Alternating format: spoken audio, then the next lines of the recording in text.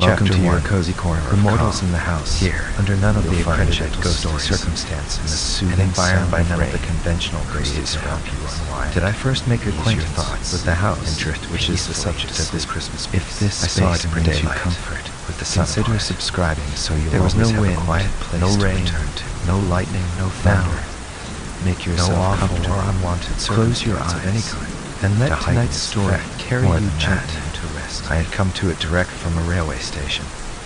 It was not more than a mile distant from the railway station, and as I stood outside the house, looking back upon the way I had come, I could see the goods train running smoothly along. I could see the goods train running smoothly along. The embankment in the valley. I will not say that everything was utterly commonplace, because I doubt if anything can be that, except to utterly commonplace people, and there my vanity steps in. But I will take it on myself to say that anybody might see the house as I saw it. Any fine autumn morning, the manner of my lighting on it was this. I was traveling towards London out of the north, intending to stop by the way to look at the house. My health required a temporary residence in the country, and a friend of mine who knew that, and who had happened to drive past the house, had written to me to suggest it as a likely place. I had got into the train at midnight, and had fallen asleep, and had woke up, and had sat looking out of window at the brilliant northern lights in the sky, and had fallen asleep again, and had woke up again to find the night gone, with the usual discontented conviction on me that I hadn't been to sleep at all. Upon which question, in the first imbecility of that condition, I am ashamed to believe that I would have done wager by battle with the man who sat opposite me. That opposite man had had, through the night, as that opposite man always has, several legs too many, and all of them too long. In addition to this unreasonable conduct, which was only to be expected of him, he had had a pencil and a pocketbook, and had been perpetually listening and taking notes. It had appeared to me that these aggravating notes related to the jolts and bumps of the carriage, and I should have resigned myself to his taking them, under a general supposition that he was in the civil engineering way of life, if he had not sat, staring straight over my head whenever he listened.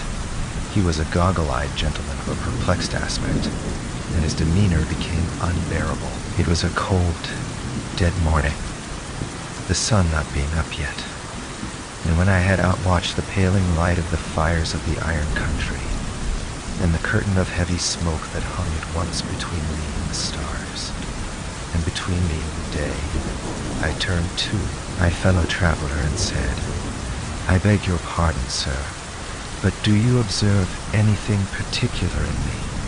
For really, he appeared to be taking down either my traveling cap or my hair with a minuteness that was a liberty."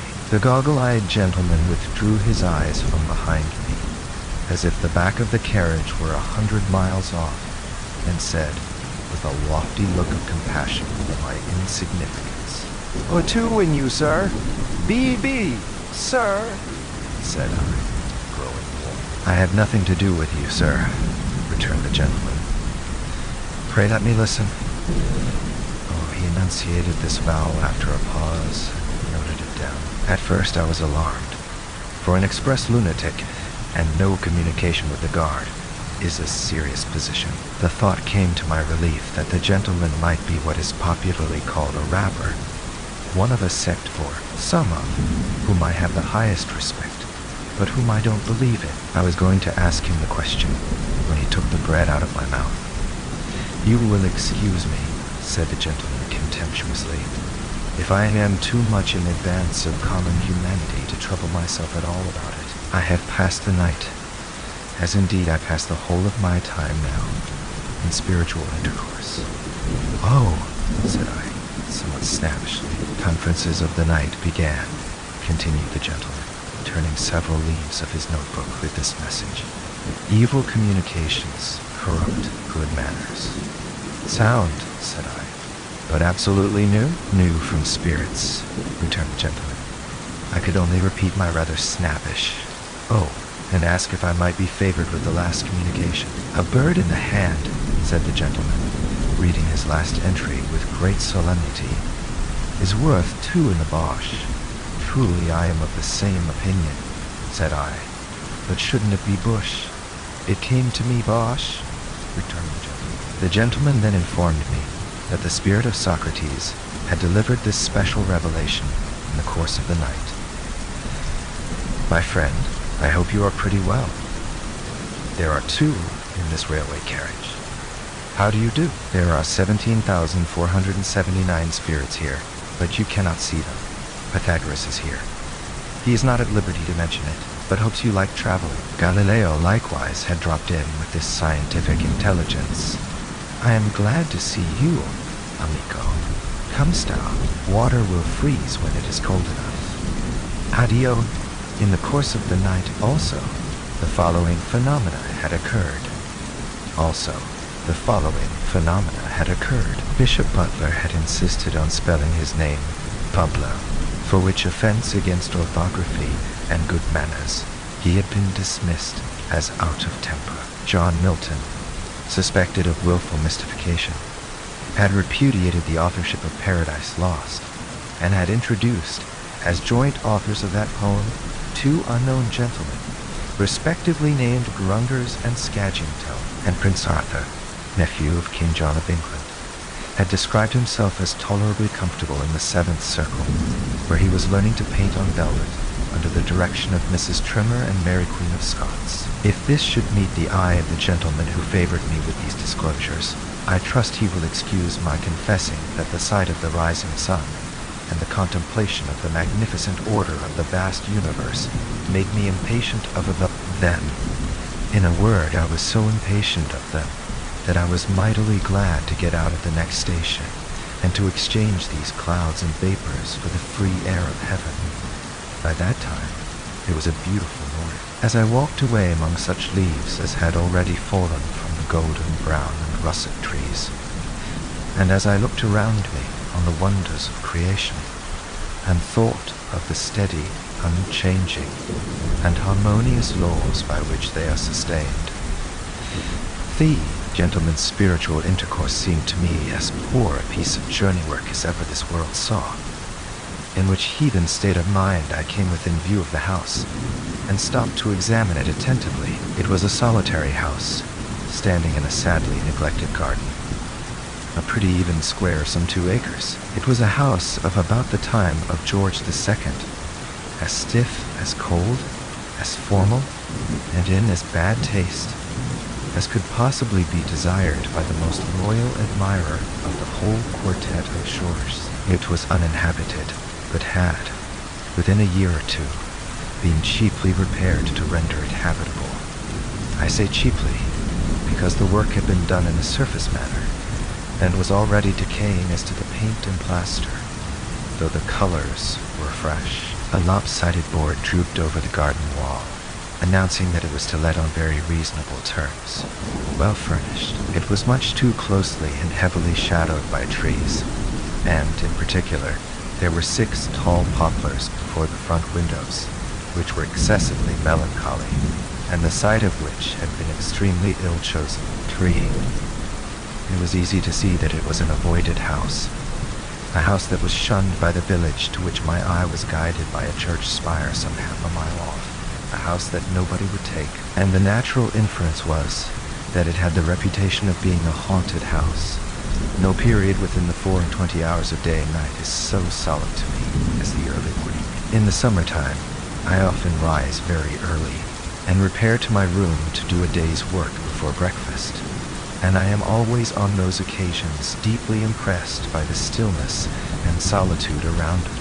Besides that there is something awful in the being surrounded by familiar faces asleep, in the knowledge that those who are dearest to us, and to whom we are dearest, are profoundly unconscious of us, in an impassive state, anticipative of that mysterious condition to which we are all tending, the stopped life, the broken threads of yesterday, the deserted seat, the closed book, the unfinished but abandoned occupation. All are images of death. The tranquility of the hour is the tranquility of death.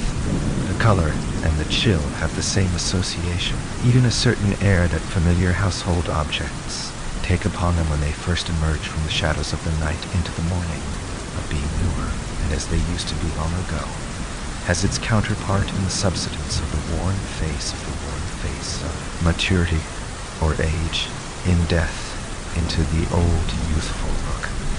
Moreover, I once saw the apparition of my father at this hour. He was alive and well, and nothing ever came of it, but I saw him in the daylight, sitting with his back towards me, on a seat that stood beside my bed.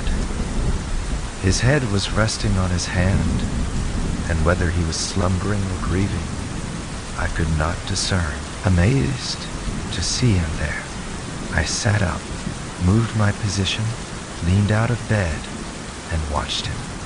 As he did not move, I spoke to him more than once. As he did not move then, I became alarmed, and laid my hand upon his shoulder as I thought. And there was no such thing.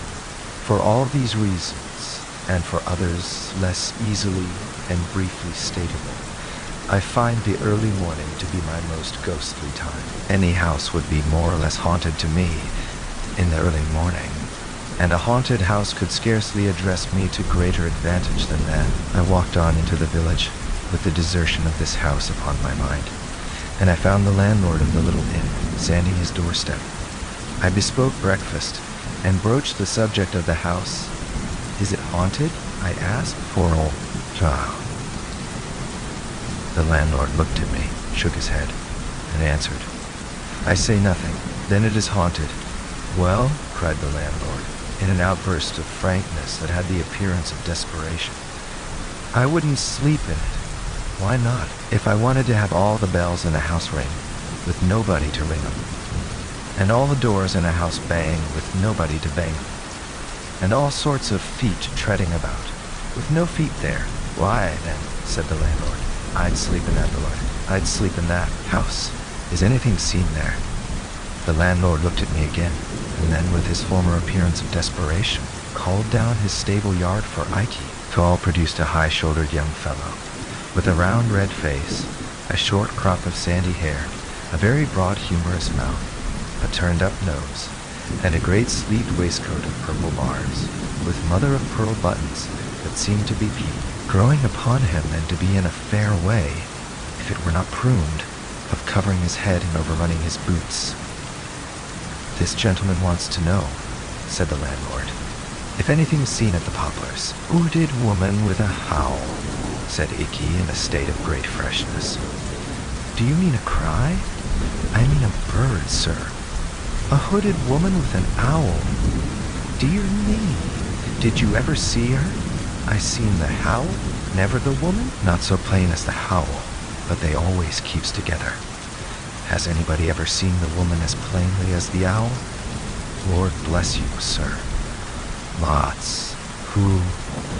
"Lord bless you, sir, lots. The general dealer opposite, for instance, who is opening a shop.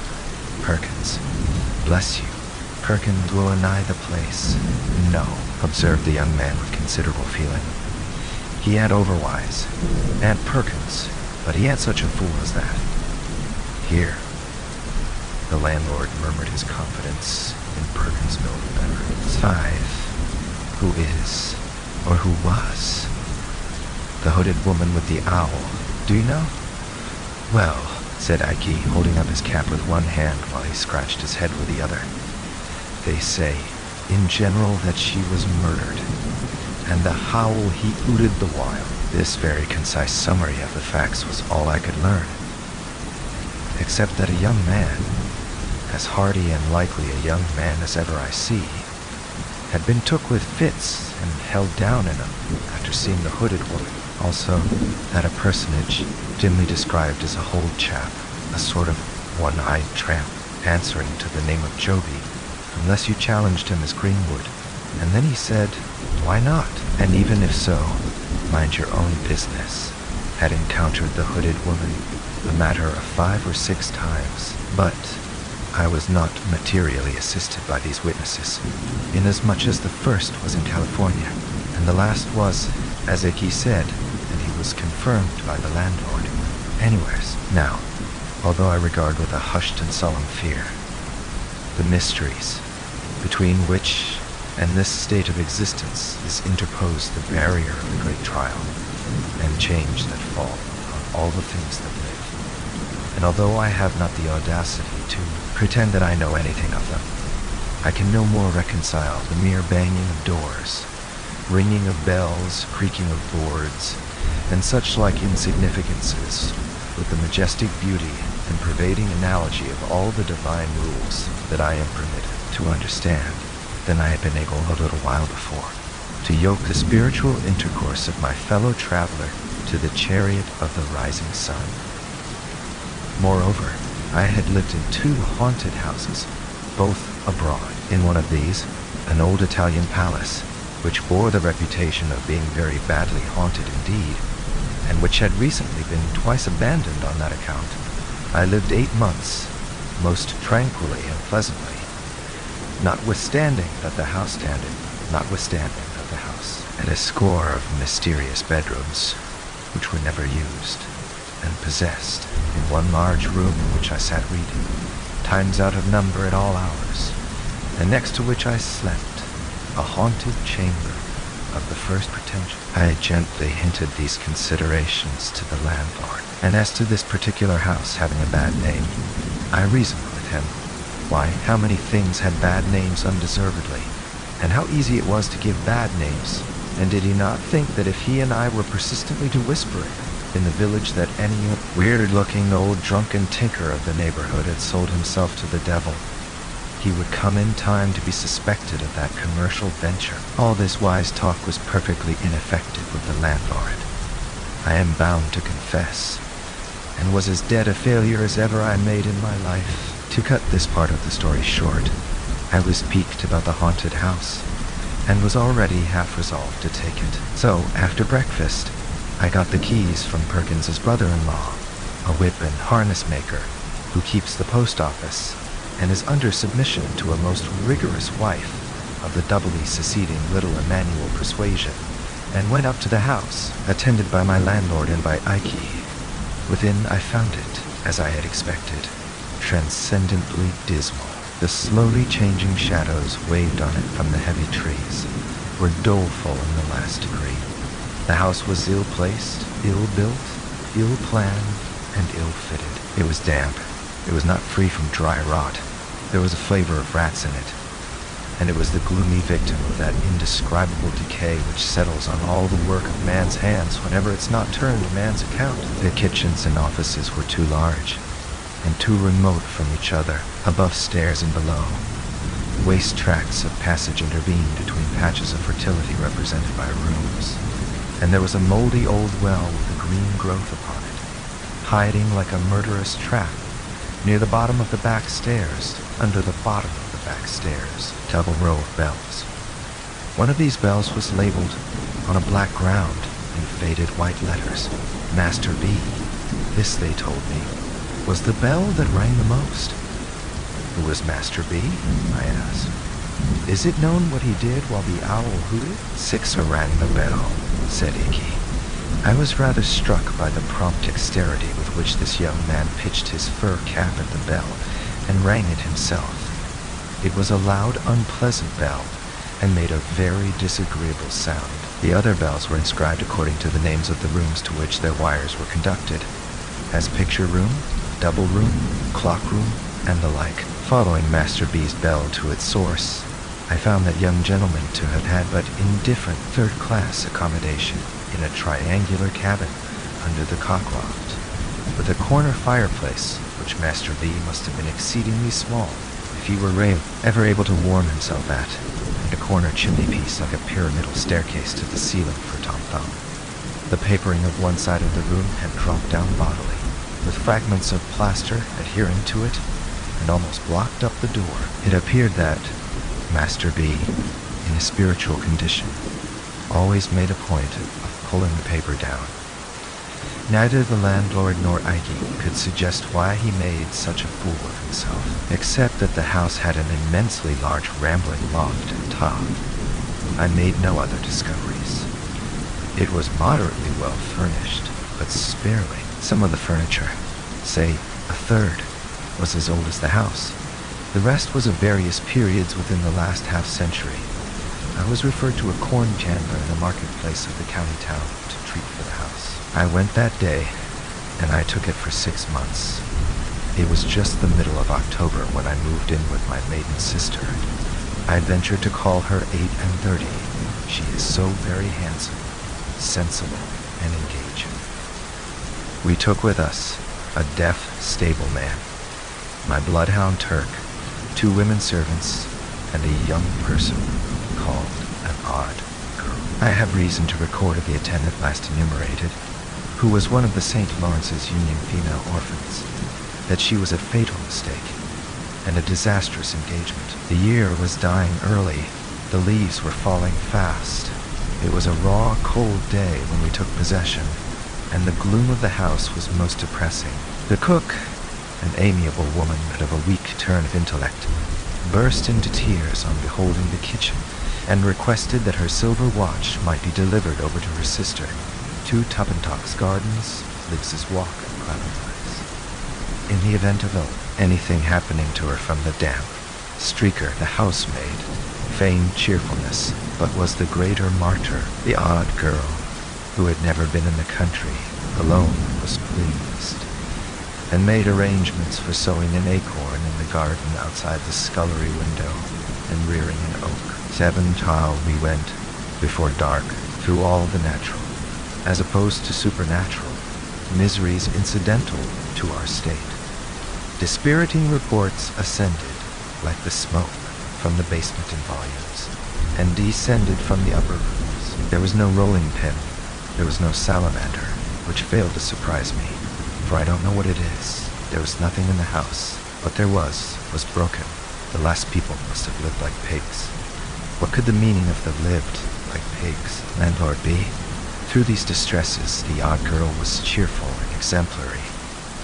But within 4 hours after dark, we had got into a supernatural groove, and the odd girl had seen eyes and was in hysterics. My sister and I had agreed to keep the haunting strictly to ourselves, and my impression was, and still is, that I had not left Ikey when he helped to unload the cart, alone with the women, or any one of them, for 1 minute. Nevertheless, as I say, the odd girl had seen eyes.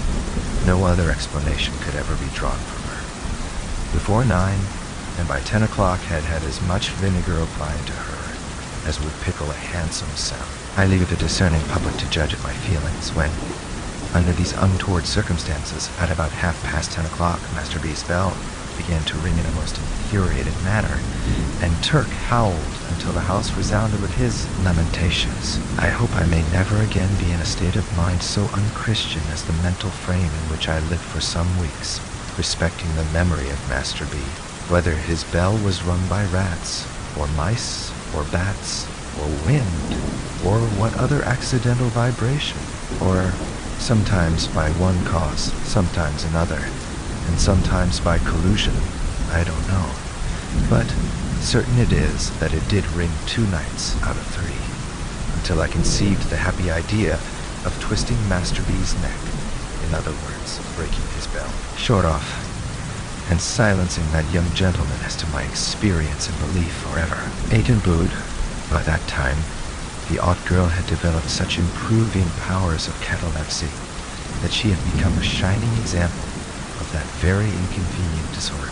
She would stiffen, like a Guy Fawkes endowed with unreason, on the most irrelevant occasions. I would address the servants in a lucid manner, pointing out to them that I had painted Master B's room, and balked the paper, and taken Master B's bell away, and balked the ringing, and if they could suppose that that confounded boy had lived,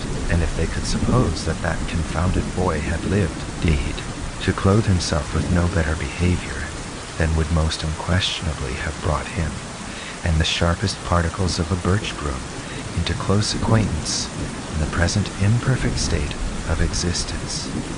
Could they also suppose a mere poor human being, such as I was, capable by those contemptible means of counteracting and limiting the powers of the disembodied spirits of the dead, or of any spirits?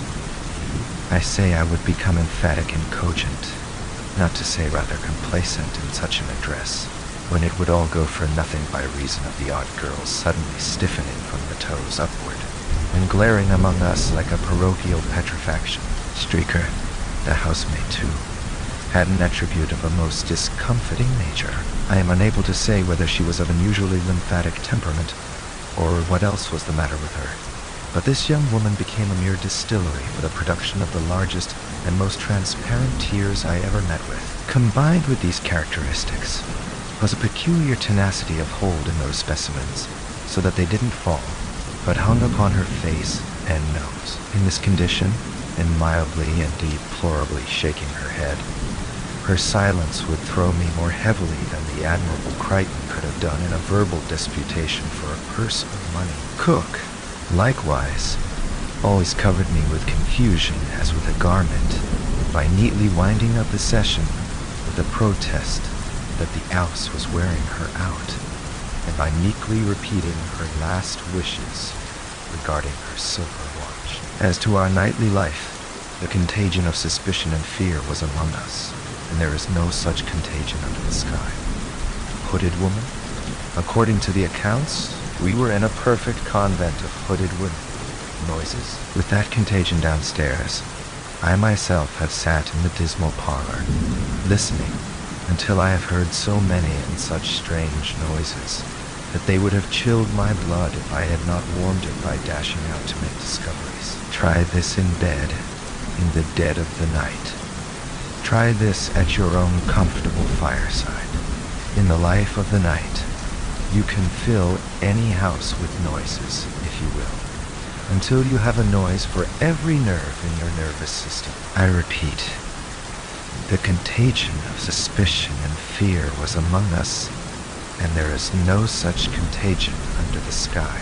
The women, their noses in a chronic state of excoriation from smelling salts, were always primed and loaded for a swoon, and ready to go off with hair triggers. The two elder detached the odd girl on all expeditions that were considered doubly hazardous, and she always established the reputation of such adventures by coming back cataleptic. If Cook or Streaker went overhead after dark, we knew we should presently hear a bump on the ceiling, and this took place so constantly that it was as if a fighting man were engaged to go about the house, administering a touch of his art, which I believe is called the auctioneer, to every domestic he met with. It was in vain to do anything.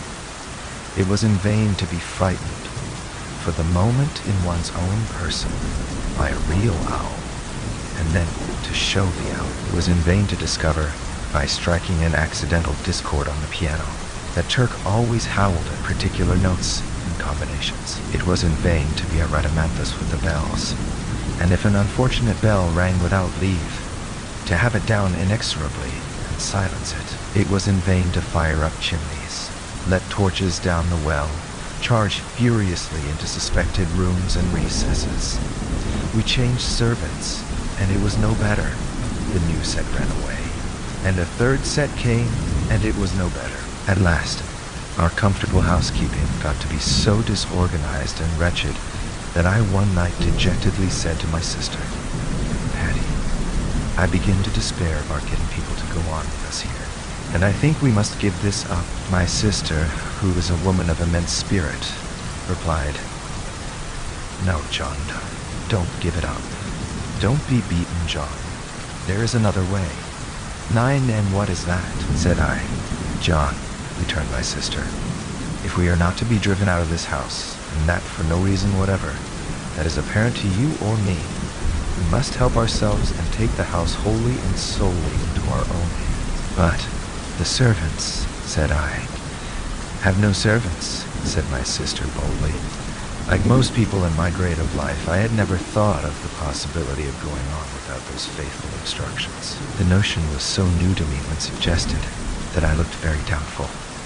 "We know they come here to be frightened and infect one another, and we know they are frightened to infect one another," said my sister. "With the exception of Bottles," I observed, in a meditative tone, "the deaf stableman. I kept him in my service, and still keep him as a phenomenon of moroseness not to be matched in England." "To be sure, John," assented my sister, "except Bottles. And what does that go to prove? Bottles talks to nobody, and hears nobody unless he is absolutely roared at. And what alarm has Bottles ever given or taken? None. This was perfectly true. The individual in question having retired every night at 10 o'clock to his bed over the coach house, with no other company than a pitchfork and a pail of water. That the pail of water would have been over me, and the pitchfork through me, if I had put myself without announcement in Bottles' way after that minute, I had deposited in my own mind as a fact worth remembering. Neither had Bottles ever taken the least notice of any of our many uproars. An imperturbable and speechless man, he'd sat at his supper with Streaker present in a swoon, and the odd girl Marble, and had only put another potato in his cheek, or profited by the general misery to help himself to beefsteak pie. And so, continued my sister, I exempt Bottles, and considering, John, that the house is too large, and perhaps too lonely to be kept well in hand by Bottles, you and me, I propose that we cast about among our friends for a certain selected number of the most reliable and willing. Form a society here for 3 months, wait upon ourselves and one another, live cheerfully and socially, and see what happens.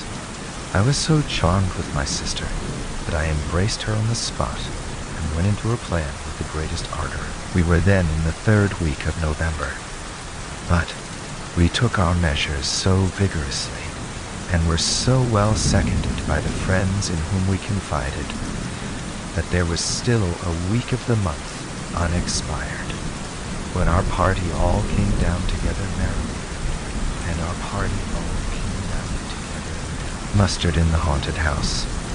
I will mention in this place 2 small changes that I made while my sister and I were yet alone. It occurring to me as not improbable that Turk howled in the house at night, partly because he wanted to get out of it. I stationed him in his kennel outside, but unchained. And I seriously warned the village that any man who came in his way must not expect to leave him without a rip in his own throat. I then casually asked Icky if he were a judge of a gun, on his saying, "Yes, sir, I knows a good gun when I sees her. I beg the favor of his stepping up to the house and looking at mine." "She's a true one, sir," said Icky, after inspecting a double-barreled rifle that I bought in New York a few years ago. "No mistake about her, sir." "Icky," said I, "don't mention it. I have seen something in this house." "No, sir," he whispered, greedily opening his eyes. "Booted lady, sir. Don't be frightened," said I. "It was a figure rather like you." "Lord, sir?" "Ikey," said I, shaking hands with him warmly. I may say affectionately, if there is any truth in these ghost stories, the greatest service I can do you is to fire at that figure. And I promise you, by heaven and earth, I will do it with this gun if I see it again. The young man thanked me and took his leave with some little precipitation. After declining a glass of liquor, I imparted my secret to him, because I had never quite forgotten his throwing his cap at the bell, because I had, on another occasion, noticed something very like a fur cap lying not far from the bell, one night when it had burst out ringing, and it had burst out ringing because I had remarked that we were at our ghostliest whenever he came up in the evening to comfort the servants. Let me do Icky no injustice. He was afraid of the house, and believed in its being haunted, and yet he would play false on the haunting side, so surely as he got an opportunity. The odd girl's case was exactly similar. She went about the house in a state of real terror, and yet lied monstrously and willfully, and invented many of the alarms she spread, and made many of the sounds we heard. I had had my eye on the two, and I know it. It is not necessary for me here to account for this preposterous state of mind. I content myself with remarking that it is familiarly known to every intelligent man who has had fair medical, legal, or other watchful experience, that it is as well established and as common a state of mind as any with which observers are acquainted, and that it is one of the first elements above all others, rationally to be suspected in, and strictly looked for, and separated from, any question of this kind. To return to our party, the first thing we did when we were all assembled was to draw lots for bedrooms. That done, and every bedroom, and indeed the whole house, having been minutely examined by the whole body, we allotted the various household duties, as if we had been on a gypsy party, or a yachting party, or a hunting party, or a shipwreck. I then recounted the floating rumors concerning the hooded lady, the owl, and Master B, with others still more filmy, which had floated about during our occupation, relative to some ridiculous old ghost of the female gender, who went up and down, carrying the ghost of a round table, and also to an impalpable jackass, whom nobody was ever able to catch.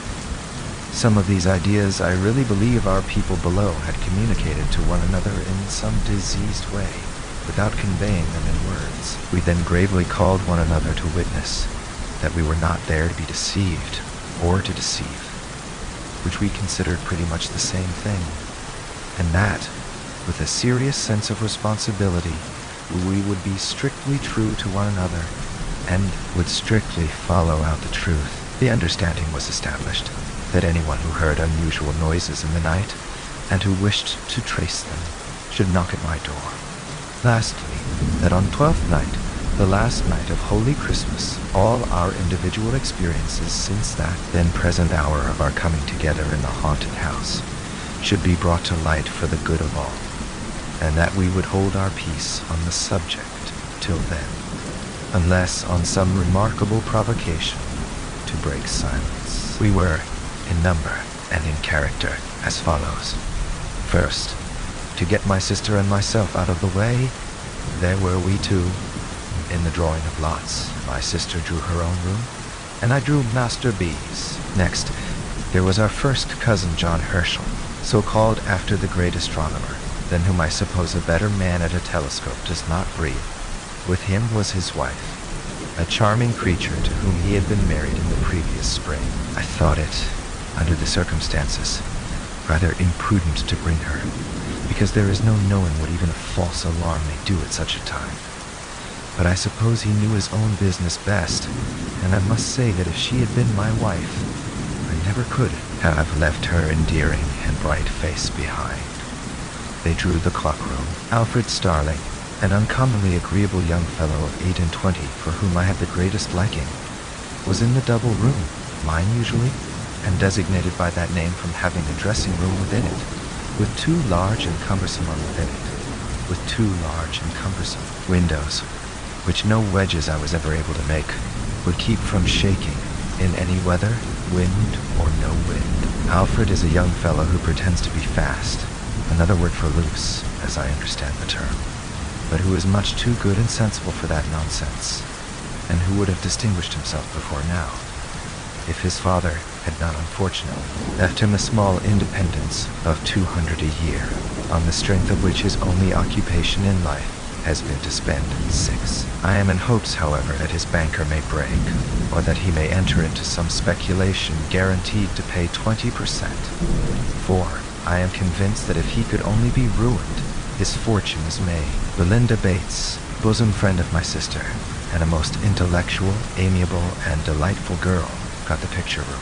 She has a fine genius for poetry, combined with real business earnestness, and goes in, to use an expression of Alfred's, for woman's mission, woman's rights, woman's wrongs, and everything that is woman's with a capital W, or is not and ought to be, or is and ought not to be.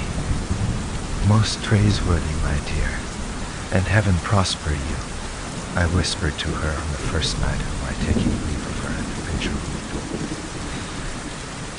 But don't overdo it, and in respect of the great necessity there is, my darling, for more employments being within the reach of woman than our civilization has as yet assigned to her, don't fly at the unfortunate men, even those men who are at first sight in your way. As if they were the natural oppressors of your sex. For trust me, Belinda, They do sometimes spend their wages among wives and daughters, sisters, mothers, aunts and grandmothers, and the play is really not all wolf and Red Riding Hood, but it has other parts in it. However, I digress. Belinda, as I have mentioned, occupied the picture room. We had but 3 other chambers: the corner room, the cupboard room, and the garden room. My old friend Jack Governor slung his hammock, as he called it, in the corner room. I have always regarded Jack as the finest looking sailor that ever sailed. He is gray now, but as handsome as he was a quarter of a century ago. Nay, handsomer. A portly, cheery, well-built figure of a broad-shouldered man, with a frank smile, a brilliant dark eye, and a rich dark eyebrow. I remember those under darker hair, and they look all the better for their silver setting. He has been wherever his Union namesake flies, as Jack, and I have met old shipmates of his, away in the Mediterranean and on the other side of the Atlantic, who have beamed and brightened at the casual mention of his name, and have cried, "You know Jack Governor, then you know a prince of men that he is, and so unmistakably a naval officer, that if you were to meet him coming out of an Eskimo snow hut in seal skin, you would be vaguely persuaded he was in full naval uniform." Jack once had that bright clear eye of his on my sister, but it fell out that he married another lady and took her to South America, where she died. This was a dozen years ago or more. He brought down with him to our haunted house a little cask of salt beef, for he is always convinced that all salt beef not of his own pickling is mere carrion, and invariably when he goes to London, packs a piece in his portmanteau. He had also volunteered to bring with him one Nat Beaver, an old comrade of his, captain of a merchantman. Mr. Beaver, with a thick-set wooden face and figure, and apparently as hard as a block all over, proved to be an intelligent man, with a world of watery experiences in him, and great practical knowledge. At times there was a curious nervousness about him, apparently the lingering result of some old illness, but it seldom lasted many minutes. He got the cupboard room and lay there next to Mr. Undery, my friend and solicitor, who came down in an amateur capacity to go through with it, as he said, and who plays whist better than the whole law list, from the red cover at the beginning to the red cover at the end. I never was happier in my life, and I believe it was the universal feeling among us. Jack Governor, always a man of wonderful resources, was chief cook, and made some of the best dishes I ever ate, including unapproachable curries. My sister was pastry cook and confectioner. Starling and I were cook's mate, turn and turn about, and on special occasions the chief cook pressed Mr. Beaver. We had a great deal of outdoor sport and exercise, but nothing was neglected within, and there was no ill humor or misunderstanding among us, and our evenings were so delightful that we had at least one good reason for being reluctant to go to bed. We had a few night alarms in the beginning. On the first night I was knocked up by Jack with a most wonderful ship's lantern in his hand, like the gills of some monster of the deep, who informed me that he was going aloft to the main truck to have the weathercock down.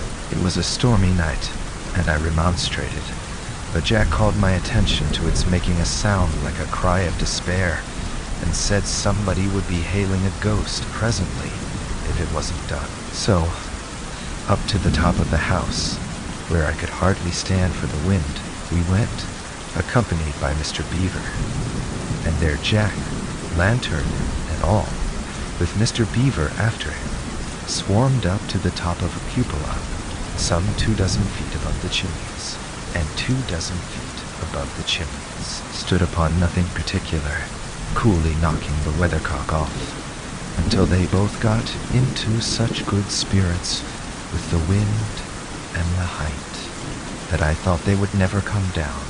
Another night they turned out again and had a chimney cowl. Another night they cut a sobbing and gulping water pipe away.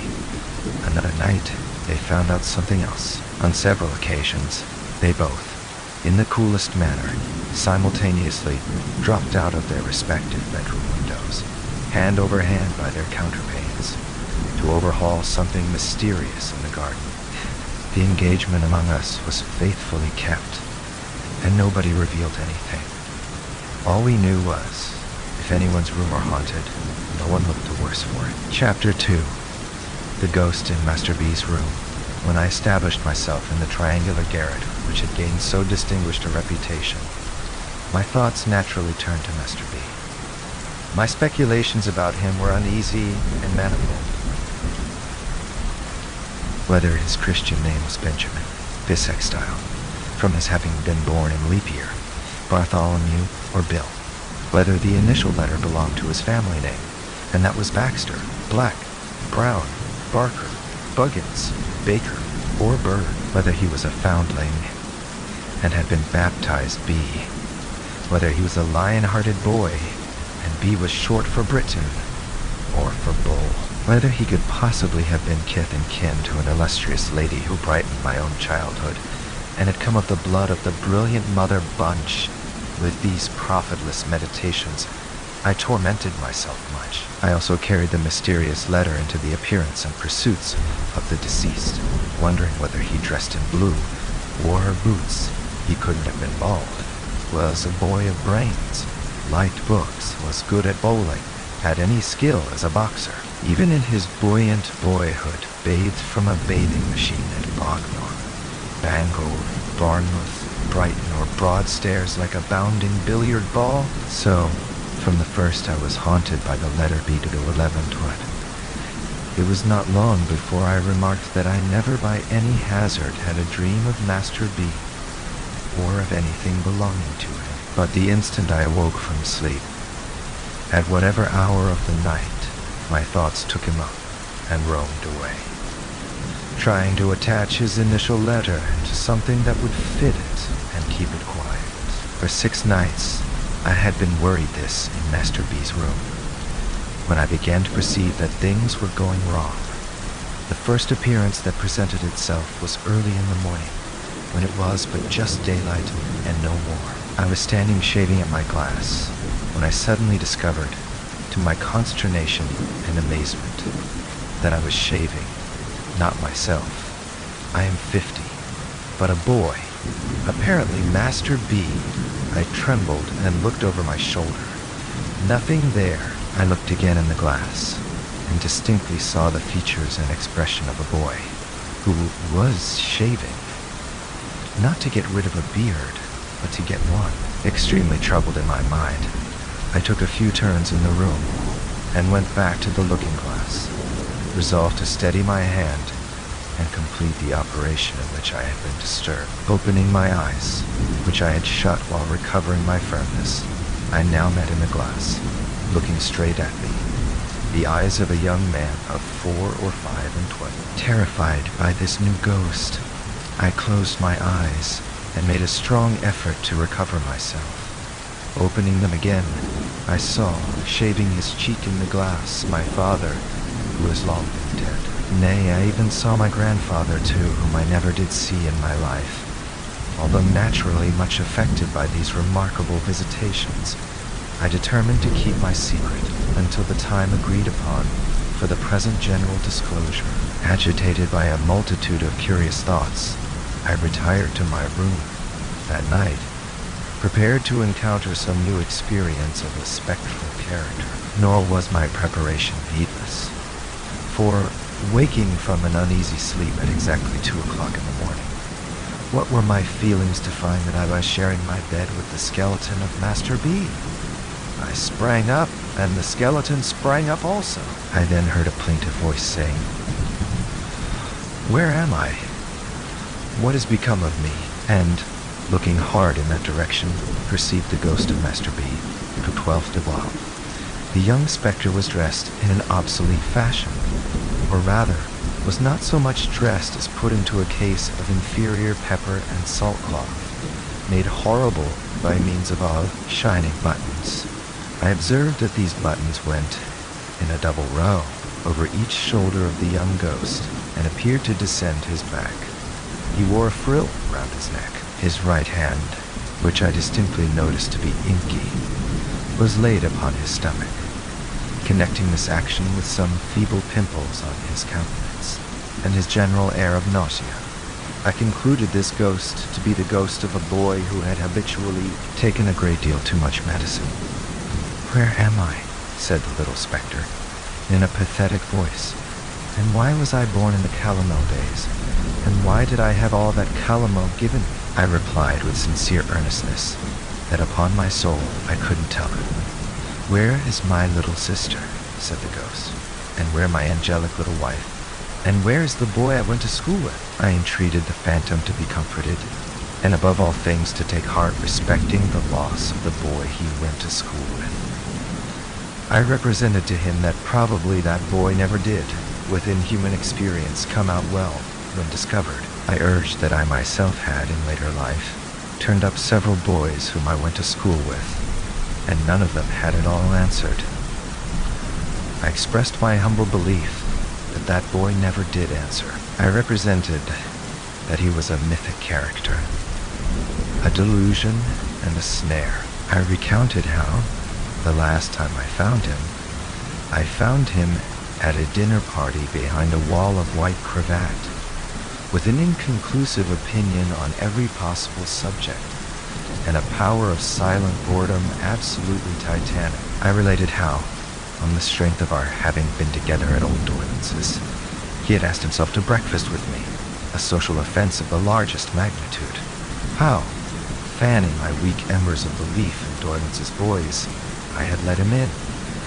And let him in. How he had proved to be a fearful wanderer about the earth, pursuing the race of Adam with inexplicable notions concerning the currency, and with a proposition that the Bank of England should, on pain of being abolished, instantly strike off and circulate God knows how many thousand millions of 10 and 6 penny notes. The ghost heard me in silence, and with a fixed stare. "Barber." It apostrophized me when I had finished. 13 Barber, I repeated, for I am not of that profession. "Condemned," said the ghost, "to shave a constant change of customers. Now me, now a young man, now thyself as thou art, now thy father, now thy grandfather. Condemned, too, to lie down with a skeleton every night and to rise with it every morning." I shuddered on hearing this dismal announcement. Barber, pursue me. I had felt even before the words were uttered that I was under a spell to pursue the phantom. I immediately did so, and was in Master B's room no longer. Most people know what long and fatiguing night journeys had been forced upon the witches who used to confess, and who, no doubt, told the exact truth, particularly as they were always assisted with leading questions, and the torture was always ready. I asseverate that, during my occupation of Master B's room, I was taken by the ghost that haunted it, on expeditions fully as long and wild as any of those. Assuredly, I was presented to no shabby old man with a goat's horns and tail, something between Pan and an old clothesman, holding conventional receptions, as stupid as those of real life and less decent.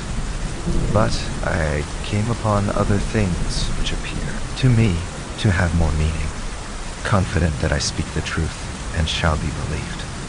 I declare without hesitation that I followed the ghost, in the first instance on a broomstick, and afterwards on a rocking horse. The very smell of the animal's paint, especially when I brought it out, by making him warm, I am ready to swear to. I followed the ghost, afterwards in a hackney coach, an institution with the peculiar smell of which the present generation is unacquainted, but to which I am again ready to swear as a combination of stable, dog with the mange, and very old bellows.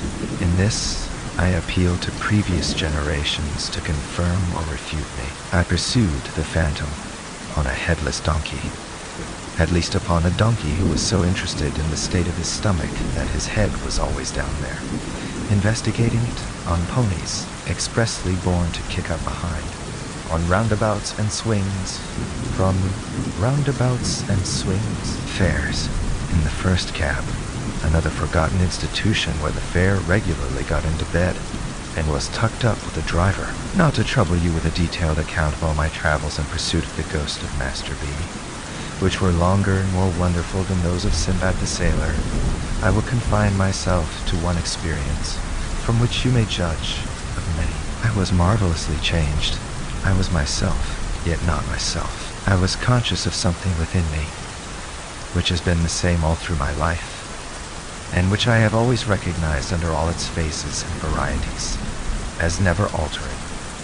And yet I was not the I who had gone to bed in Master B's room. I had the smoothest of faces and the shortest of legs, and I had taken another creature like myself, also with the smoothest of faces and the shortest of legs, behind a door, and was confiding to him a proposition of the most astounding nature. This proposition was that we should have a seraglio. To 14, the other creature assented warmly. He had no notion of respectability. Neither had I. It was the custom of the East. It was the way of the good Caliph Harun al-Rashid. Let me have the corrupted name again for once. It is so scented with sweet memories. The usage was highly laudable and most worthy of imitation. Oh, yes. Let us, said the other creature with a jump, have a seraglio. It was not because we entertained the faintest doubts of the meritorious character of the Oriental establishment we proposed to import, that we perceived it must be kept a secret from Miss Griffin. It was because we knew Miss Griffin to be bereft of human sympathies, and incapable of appreciating the greatness of the great Haram. Mystery impenetrably shrouded from Miss Griffin, then. Let us entrust it to Miss Buell. We were 10 in Miss Griffin's establishment by Hampstead Ponds, 8 ladies and 2 gentlemen. Miss Buell, whom I judged to have attained the ripe age of 8 or 9, took the lead in society. I opened the subject to her in the course of the day, and proposed that she should become the favorite. Miss Buell, after struggling with the diffidence so natural to, and charming in, her adorable sex, expressed herself as flattered by the idea, but wished to know how it was proposed to provide for Miss Pitson. Miss Buell, who was understood to have vowed towards that young lady a friendship, halves, and no secrets, until death, on the church service, and lessons complete in 2 volumes with case and lock, Miss Buell said she could not. As the friend of the friend, Pitson, disguised from herself or me, that Pitson was not one of the common. Now, Miss Pipson, having curly hair and blue eyes, which was my idea of anything mortal and feminine that was called fair, I promptly replied that I regarded Miss Pipson in the light of a fair Circassian. And what then? Miss Buell pensively asked. 15. I replied that she must be inveigled by a merchant, brought to me veiled, and purchased as a slave. You, the other creature, had already fallen into the second male place in the state, and was set apart for Grand Vizier. He afterwards resisted this disposal of events, but had his hair pulled until he yielded. Shall I not be jealous? Miss Buell inquired, casting down her eyes. Zobeida, no, I replied. You will ever be the favorite sultana. The first place in my heart, and on my throne, will be ever yours. Miss Buell, upon that assurance, consented to propound the idea to her 7 beautiful companions. It occurring to me, in the course of the same day, that we knew we could trust a grinning and good-natured soul called Tabby, who was the serving drudge of the house, and had no more figure than one of the beds, and upon whose face there was always rose, more or less black-laid. I slipped into Miss Buell's hand after supper a little note to that effect, dwelling on the black-laid as being in a manner deposited by the finger of Providence, pointing Tabby out for Mesrour, the celebrated chief of the blacks of the harem. There were difficulties in the formation of the desired institution, as there are in all combinations. The other creature showed himself of a low character, and when defeated in aspiring to the throne, pretended to have conscientious scruples about prostrating himself before the Caliph, wouldn't call him Commander of the Faithful, spoke of him Commander of the Faithful, spoke of him Slightingly and inconsistently as a mere chap, said he, the other creature wouldn't play, and was otherwise coarse and offensive. This meanness of disposition was, however, put down by the general indignation of an united seraglio, and I became blessed in the smiles of 8 of the fairest of the daughters of men. The smiles could only be bestowed when Miss Griffin was looking another way, and only then in a very wary manner, for there was a legend among the followers of the prophet that she saw with a little round ornament in the middle of the pattern on the back of her shawl.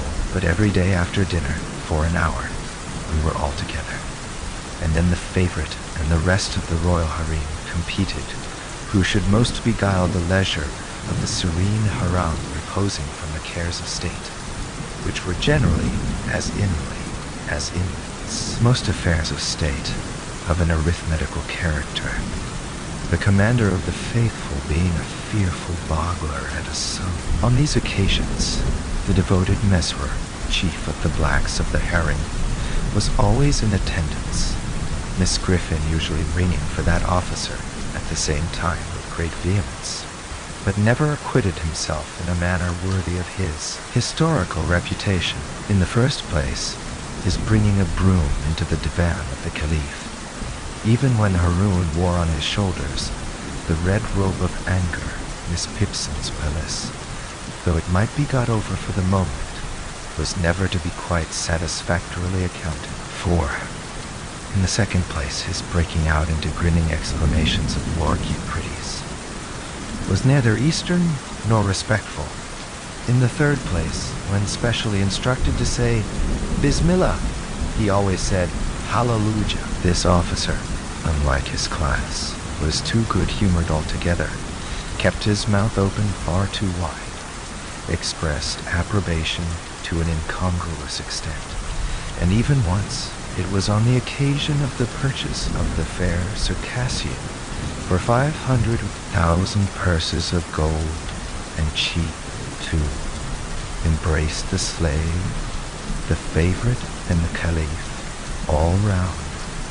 Parenthetically, let me say, God bless Mesrer, and may there have been sons and daughters on that tender bosom, softening many a hard day since. Miss Griffin was a model of propriety, and I am at a loss to imagine what the feelings of the virtuous woman would have been if she had known, when she paraded us down the Hampstead Road 2 and 2, that she was walking with a stately step at the head of polygamy and Mohammedanism. I believe that a mysterious and terrible joy with which the contemplation of Miss Griffin in this unconscious state inspired us, and a grim sense prevalent among us that there was a dreadful power in our knowledge of what Miss Griffin, who knew all things that could be learnt out of book, didn't know, were the mainspring of the preservation of our secret. It was wonderfully kept, but was once upon the verge of self-betrayal. The danger and escape occurred upon a Sunday. We were all 10 ranged in a conspicuous part of the gallery at church, with Miss Griffin at our head, as we were every Sunday, advertising the establishment in an unsecular sort of way, when the description of Solomon in his domestic glory happened to be read. The moment that monarch was thus referred to, conscience whispered me, "Thou too, Haroun." The officiating minister had a cast in his eye, and it assisted conscience by giving him the appearance of reading personally at me. A crimson blush, attended by a fearful perspiration, suffused my features. The Grand Vizier became more dead than alive, and the whole seraglio reddened as if the sunset of Baghdad shone direct upon their lovely faces. At this portentous time the awful Griffin rose, and balefully surveyed the children of Islam. My own impression was that Church and State had entered into a conspiracy with Miss Griffin to expose us, and that we should all be put into white sheets and exhibited in the center aisle. But so westerly, if I may be allowed the expression as opposite to Eastern associations, was Miss Griffin's sense of rectitude that she merely suspected apples, and we were saved? I had called the Seraglio, united upon the question solely whether the commander of the faithful durst exercise a right of kissing in that sanctuary of the palace, were its peerless inmates divided. Zobeida asserted a counter-right in the favor to scratch, and the fair Circassian put her face, for refuge, into a green baize bag, originally designed for books. On the other hand, a young antelope of transcendent beauty from the fruitful plains of Camden Town, whence she had been brought, by traders, in the half-yearly caravan that crossed the intermediate desert after the holidays, held more liberal opinions, but stipulated for limiting the benefit of them to that dog, and son of a dog, the Grand Vizier, who had no rights and was not in question. At length the difficulty was compromised by the installation of a very youthful slave as deputy. She, raised upon a stool, officially received upon her cheeks the salutes intended by the gracious Haram for other sultanas, and was privately rewarded from the coffers of the ladies of the harem.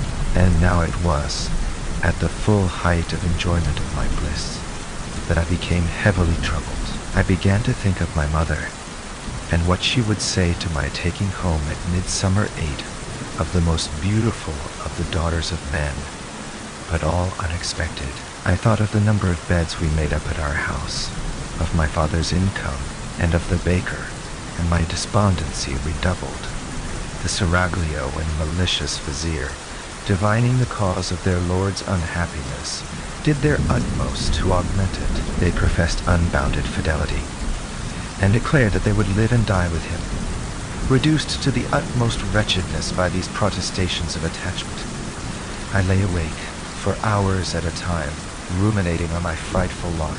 In my despair, I think I might have taken an early opportunity of falling on my knees before Miss Griffin, avowing my resemblance to Solomon, and praying to be dealt with according to the outraged laws of my country, if an unthought of means of my country. Escape had not opened for me. One day, we were out walking, two and two, on which occasion the vizier had his usual instructions to take note of the boy at the turnpike, and if he profanely gazed, which he always did, at the beauties of the harem, to have him bows strung in the course of the night. And it happened that our hearts were veiled in gloom. An unaccountable action on the part of the antelope had plunged the state into disgrace. That charmer, on the representation that the previous day was her birthday, and that vast treasures had been sent in a hamper for its celebration, both baseless assertions, had secretly but most pressingly invited 35 neighboring princes and princesses to a ball and supper, with a special stipulation that they were not to be fetched till 12. This wandering of the antelope's fancy led to the surprising arrival at Miss Griffin's door, in divers equipages and under various escorts, of a great company in full dress, who were deposited on the top step in a flush of high expectancy, and who were dismissed in tears. At the beginning of the double knocks attendant on these ceremonies, the antelope had retired to a back attic and bolted herself in, and at every new arrival, Miss Griffin had gone so much more and more distracted that at last she had been seen to tear affront, ultimate capitulation on the part of the offender, had been followed by solitude in the linen closet, bread and water, and a lecture to all, a vindictive length, in which Miss Griffin had used expressions. Firstly, I believe you, all of you knew of it. Secondly, every one of you is as wicked as another. Thirdly, a pack of little wretches. Under these circumstances, we were walking drearily along, and I especially, with my Mussulman responsibilities heavy on me, was in a very low state of mind, when a strange man accosted Miss Griffin, and after walking on at her side for a little moment, while in talking with her, looked at me. Supposing him to be a minion of the law, and that my hour was come, I instantly ran away with the general purpose of making for Egypt. The whole Seraglio cried out, When they saw me making off as fast as my legs would carry me, I had an impression that the first turning on the left and round by the public house would be the shortest way to the pyramids. After me, the faithless vizier ran after me, and the boy at the turnpike dodged me into a corner, like a sheep, and cut me off. Nobody scolded me when I was taken and brought back. Miss Griffin only said with a stunning gentleness this was very curious. Why had I run away when the gentleman looked at me? If I had had any breath to answer with, I dare say I should have made no answer.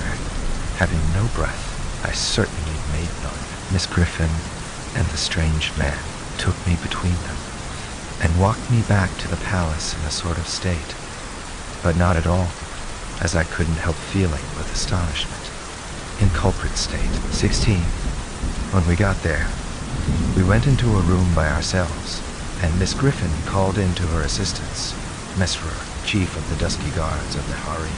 Mesrour, on being whispered to, began to shed tears. "Bless you, my precious. Bless you, my precious," said that officer, turning to me. "Your pa's took bitter bad," I asked with a fluttered heart. "Is he very ill?"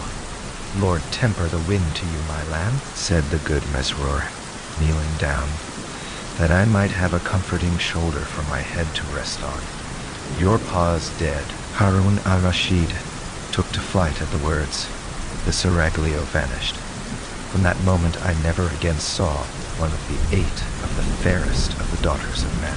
I was taken home, and there was dead at home as well as death, and we had a sale there. My own little bed was so superciliously looked upon by a power unknown to me, hazily called the trade, that a brass coal scuttle, a roasting jack, and a bird cage were obliged to be put into it to make a lot of it, and then it went for a song. So I heard mentioned, and I wondered what song, and thought what a dismal song it must have been to sing. Then I was sent to a great, cold, bare school of big boys, where everything to eat and wear was thick and clumpy, without being enough, where everybody, largo and small, was cruel, where the boys knew all about the sale before I got there, and dined, asked me what I had fetched, and who had bought me, and hooted at me, going, gone. I never whispered in that wretched place that I had been her own, or had had a seraglio, for I knew that if I mentioned my reverses, I should be so worried that I should have to drown myself in the muddy pond near the playground, which looked like the beer. Ah me. No other ghost has haunted the boys' room, my friends, since I have occupied it, than the ghost of my own childhood, the ghost of my own innocence, the ghost of my own airy belief. Many a time have I pursued the phantom, never with this man's stride of mine to come up with it, never with these man's hands of mine to touch it, never more to this man's heart of mine to hold it in its purity. And here you see me working out, as cheerfully and thankfully as I may, my doom of shaving in the glass, a constant change of customers, and of lying down and rising up with the skeleton allotted to me for my mortal companion.